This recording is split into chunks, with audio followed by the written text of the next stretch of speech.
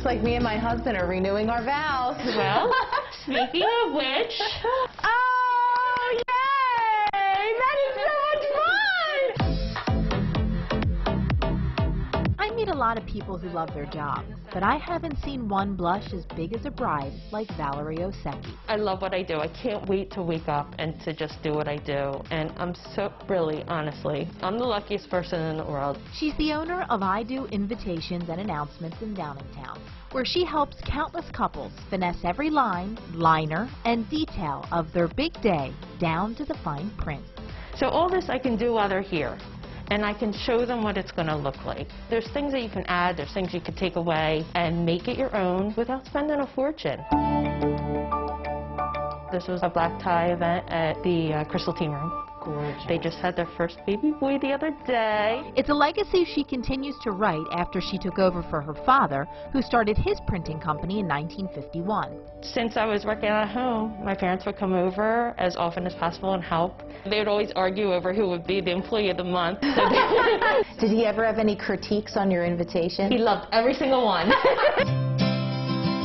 Probably meeting these people at such a time of excitement and joy. They're so excited and they're planning this huge day and they're spending so much money and they're so in love and they're thinking about what's coming next. While so many 2020 couples could have never imagined what would come next for their weddings, like cancellations and postponements, Valerie was there to help them see it through. We've already done the second set of invitations. These poor brides have been through so much. And as it would turn out, her brides were there for her too.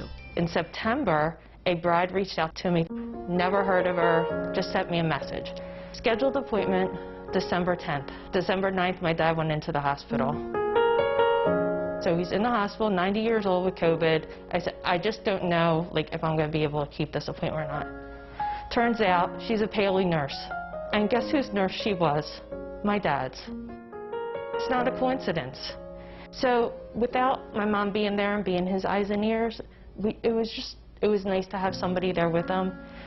And the morning that he passed, as soon as her shift was over, she called and she talked to me, and we felt so much comfort from that. This isn't just a business. These people are my friends and my family, and I'm invested in what's printed and their wedding day. And they you. And I feel the love right back. I feel the love right back.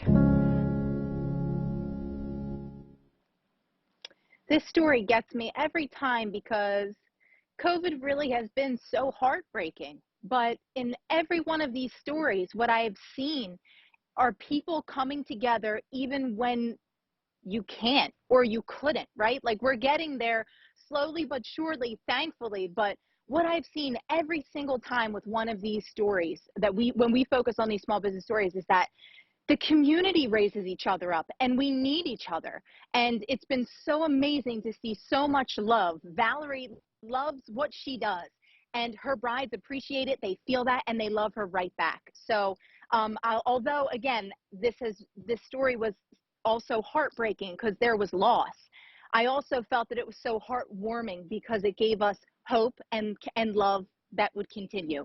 And as I tried to say earlier and I got cut off, love really does conquer all. So I hope that you, if you're a bride-to-be, you seek out Valerie and show her some love, and we continue to uphold one another, because that's why we're here, right? We're Amen. here to be in this together and love one another. Amen. Right? Right, that was absolutely right. That was beautiful. We all feel the love. Tori, thank you for that. Indeed, that was beautiful. Thank you.